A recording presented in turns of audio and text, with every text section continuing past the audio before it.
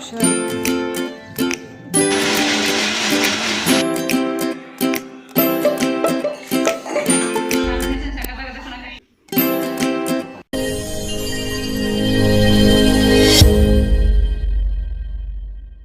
Hi friends, ಎಲ್ಲರೂ ಹೇಗಿದ್ದೀರಾ? I hope ಎಲ್ಲರೂ ಚೆನ್ನಾಗಿದ್ದೀರಾ ಅಂತ ಭಾವಿಸ್ತೀನಿ. ನಾನು ನಿಮ್ಮ ಪ್ರೀತಿಯ Shaila Satish. Welcome back to my channel. ಯಾರೆಲ್ಲ ನನ್ನ ಚಾನಲ್ನ ಫಸ್ಟ್ ಟೈಮ್ ನೋಡ್ತಾ ಇದ್ದೀರಾ, ಪ್ಲೀಸ್ ಸಬ್ಸ್ಕ್ರೈಬ್ ಮಾಡ್ಕೊಂಡು ನೋಡಿ. ಹಾಗೆಯೇ ಪಕ್ಕದಲ್ಲಿ ಇರೋ ಬೆಲ್ ಬಟನ್ ಪ್ರೆಸ್ ಮಾಡಿ. ನಾನು ಯಾವುದೇ ಒಂದು ವಿಡಿಯೋ ಹಾಕಿದ ತಕ್ಷಣ ನಿಮಗೆ ನೋಟಿಫಿಕೇಶನ್ ಬರುತ್ತೆ. ನಾನು ಇವತ್ತು ತಿಂಡಿಗೆ ಪಲಾವ್ನ ಮಾಡ್ತಾ ಇದ್ದೆ. ಆ್ಯಕ್ಚುಲಿ ಇವತ್ತು ಮಕ್ಕಳಿಗೆ ರಜೆ ಇದ್ದಿದ್ದರಿಂದ ಮನೇಲೇ ಇದ್ದರು ಮಕ್ಕಳೆಲ್ಲ, ಹಾಗಾಗಿ ಸ್ವಲ್ಪ ಜಾಸ್ತಿನೇ ಮಾಡ್ತಾ ಇದ್ದೆ. ಮೊದಲು ನಾನಿಲ್ಲಿ ಒಂದು ಕುಕ್ಕರ್ಗೆ ಒಂದು ಸ್ವಲ್ಪ ಎಣ್ಣೆನೇ ಹಾಕಿ, ಸಾಸಿವೆ ಹಾಕಿ, ಹಾಗೆಯೇ ಒಣಮೆಣಸಿನ್ಕಾಯಿ ಮತ್ತು ಕಟ್ ಮಾಡಿ ಇಟ್ಕೊಂಡಿರೋಂತಹ ಈರುಳ್ಳಿನ ಹಾಕಿ ಬಾಡಿಸ್ತಾ ಇದ್ದೀನಿ. ಹಾಗೆ ಕರಿಬೇವಿನ ಸೊಪ್ಪು ಕೂಡ ಆ್ಯಡ್ ಮಾಡಿದ್ದೀನಿ. ಮತ್ತು ನಾವು ನಮ್ಮ ಚಿಕ್ಕತ್ತೆ ಒಬ್ರು ಇದ್ದಾರೆ, ಅವ್ರ ಮನೆಗೆ ಹೋಗೋಣ ಅಂತ ಪ್ಲ್ಯಾನ್ ಮಾಡಿದ್ದೀವಿ. ಆ್ಯಕ್ಚುಲಿ ಮಕ್ಕಳು ಬರ್ತಾ ಇಲ್ಲ ಅಲ್ಲಿಗೆ, ಹಾಗಾಗಿ ಸ್ವಲ್ಪ ಜಾಸ್ತಿನೇ ಮಾಡಿಟ್ಬಿಡೋಣ ಮಕ್ಕಳಿಗೆ. ಪಲಾವ್ ಆದರೆ ತಿಂತಾರೆ, ಸೊ ಹಾಗಾಗಿ ಸ್ವಲ್ಪ ಜಾಸ್ತಿನೇ ಮಾಡ್ತಾಯಿದ್ದೆ. ನಾವು ಬಂದು ಅಲ್ಲಿಗೆ ಊಟಕ್ಕೆ ಹೋಗ್ತಾ ಇದ್ವಿ. ಇವತ್ತು ಏನು ವಿಶೇಷ ಅಂದರೆ, ಅವರು ಒಂದಷ್ಟು ಸ್ಯಾರೀಸ್ಗಳನ್ನ ಪರ್ಚೇಸ್ ಮಾಡಿ ತೊಗೊಂಡು ಬಂದಿದ್ದರು. ಮದುವೆ ಇದೆ ಅವರ ಮಗಂದು, ಹಾಗಾಗಿ ಮದುವೆ ಜವಳಿ ಎಲ್ಲ ತಂದಿದ್ರಲ್ವ, ಹಾಗಾಗಿ ಒಂದಷ್ಟು ನೋಡ್ಕೊಂಡು ಬರೋಣ ಹಾಗೆಯೇ ಅಂತ ಹೇಳಿ ಹೊರಡ್ತಾ ಇದ್ದೆ ಅಷ್ಟೇ. ಸೊ ಪಲಾವ್ಗೆ ನಾನಿಲ್ಲಿ ರುಬ್ಕೋತಾ ಇದ್ದೀನಿ.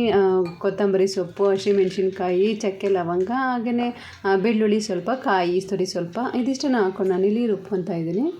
ಜೊತೆಗೆ ಸ್ವಲ್ಪ ಫ್ಲೇವರ್ಗೆ ಅಂತ ಹೇಳಿ ಪುದೀನ ಸೊಪ್ಪು ಕೂಡ ಸ್ವಲ್ಪ ಆ್ಯಡ್ ಮಾಡ್ತಾಯಿದ್ದೀನಿ.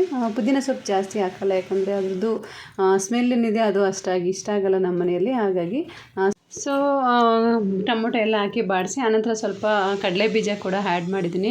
ಬಟಾಣಿ ನೆನೆಸ್ಲಿಲ್ಲ ನಾನು, ಆ್ಯಕ್ಚುಲಿ ಪಲಾವ್ ಮಾಡೋ ಐಡಿಯಾ ಇರಲಿಲ್ಲ, ಹಾಗಾಗಿ ಸ್ವಲ್ಪ ಕಡಲೆ ಬೀಜನೇ ಹಾಕ್ಬಿಟ್ಟೆ. ನೆಕ್ಸ್ಟ್ ನಾನಿಲ್ಲಿ ಕಟ್ ಮಾಡಿ ಇಟ್ಕೊಂಡಿರೋ ತರಕಾರಿಗಳನ್ನ ಆ್ಯಡ್ ಮಾಡ್ತಾಯಿದ್ದೀನಿ. ಪಕ್ಕದ ಸ್ಟವಲ್ಲೇ ನಾನು ಬಿಸಿನೀರು ಕೂಡ ಕಾಯಿಸಿ ಇಟ್ಕೊಂಡಿದ್ದೀನಿ. ತರಕಾರಿ ಎಲ್ಲ ಸ್ವಲ್ಪ ಬಾಡಿದ ನಂತರ ನಾನು ರುಬ್ಬಿಟ್ಕೊಂಡಿದ್ನಲ್ಲ ಮಸಾಲೆ, ಅದನ್ನು ಕೂಡ ಇದಕ್ಕೆ ಆ್ಯಡ್ ಮಾಡ್ತಾಯಿದ್ದೀನಿ. ಸೊ ಮಸಾಲೆ ಎಲ್ಲ ಹಾಕಿ ಸ್ವಲ್ಪ ಚೆನ್ನಾಗಿ ಕುದಿಸ್ಕೋಬೇಕಾಗುತ್ತೆ ಒಗ್ಗರಣೆಯಲ್ಲೇ, ಹಾಗಾದರೆ ನಿಮಗೆ ಹಸಿ ವಾಸನೆ ಹೋಗುತ್ತೆ ಫುಲ್ಲು, ಇಲ್ಲಾಂದರೆ ಸ್ವಲ್ಪ ಹಸಿ ಹಸಿ ಅಂತ ಅನಿಸುತ್ತೆ. ಹಾಗಾಗಿ ಸ್ವಲ್ಪ ಚೆನ್ನಾಗಿ ಮಿಕ್ಸ್ ಮಾಡ್ಕೊಂಡು ಫ್ರೈ ಮಾಡ್ಕೋಬೇಕು. ಸ್ವಲ್ಪ ಇದೆಲ್ಲ ಚೆನ್ನಾಗಿ ಕುದ್ದ ಆನಂತರ ನಾನು ಸ್ವಲ್ಪ ಅರಿಶಿನ ಪುಡಿನ ಹಾಕೋತಾ ಇದ್ದೀನಿ ಇದಕ್ಕೆ. ನೆಕ್ಸ್ಟು ಮಸಾಲೆ ಎಲ್ಲ ಚೆನ್ನಾಗಿ ಕುದ್ದ ನಂತರನೇ ನಾನು ತೊಳೆದಿಟ್ಕೊಂಡಿರೋ ಅಕ್ಕಿನ ನಾನು ಆ್ಯಡ್ ಮಾಡ್ತಾಯಿದ್ದೀನಿ. ಒಗ್ಗರಣೆಯಲ್ಲೇ ಇದನ್ನು ಅಕ್ಕಿನ ಹಾಕಿ ನಾವು ಈ ರೀತಿ ಫ್ರೈ ಮಾಡ್ತು ಅಂದರೆ ಅಷ್ಟಾಗಿ ಅಕ್ಕಿ ಬೇಯೋದಿಲ್ಲ, ಸ್ವಲ್ಪ ಇಲ್ಲಾಂದರೆ ಸ್ವಲ್ಪ ಬೆಂದೋಗ ಥರ ಆಗಿಬಿಡುತ್ತಲ್ವ, ಸೊ ಬಿಡಿ ಬಿಡಿಯಾಗಿ ಬರುತ್ತೆ. ಅದಕ್ಕೋಸ್ಕರ ನಾನು ಒಗ್ಗರಣೆಯಲ್ಲೇ ಈ ರೀತಿಯಾಗಿ ಬಾಡಿಸಿ ಹಾಕೋತೀನಿ. ಆನಂತರ ನಾವು ಬಿಸಿ ನೀರೆಲ್ಲ ಏನು ಬಿಸಿ ಮಾಡಿ ಇಟ್ಕೊಂಡಿರ್ತೀವಲ್ವ, ಅದನ್ನು ಆ್ಯಡ್ ಮಾಡಿದ್ರೆ ಆಯಿತು. ಸ್ವಲ್ಪ ಕುದಿ ಬಂದ ನಂತರ ನಾನು ಇದಕ್ಕೆ ಉಪ್ಪು ಕೂಡ ಆ್ಯಡ್ ಮಾಡ್ತಾಯಿದ್ದೀನಿ. ಸ್ವಲ್ಪ ರುಚಿಗೆ ತಕ್ಕಷ್ಟು ಉಪ್ಪನ್ನು ಆ್ಯಡ್ ಮಾಡ್ಕೊಳ್ಳಿ.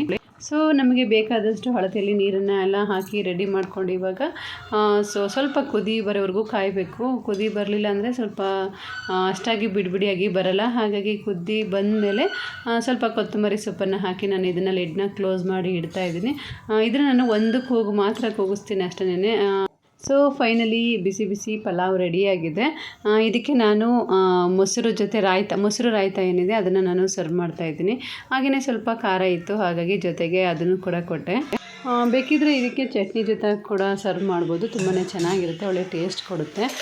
ಬಟ್ ನಾನಿಲ್ಲಿ ಮೊಸರು ರಾಯ್ತ ಮಾಡಿದ್ದೆ, ಯಾಕಂದರೆ ಮಕ್ಕಳು ಸ್ವಲ್ಪ ರಾಯ್ತ ಮೊಸರನ್ನೇ ಇಷ್ಟಪಡ್ತಾರೆ, ಹಾಗಾಗಿ ಮೊಸರು ಜೊತೆ ಕೊಟ್ಟಿದ್ದೆ.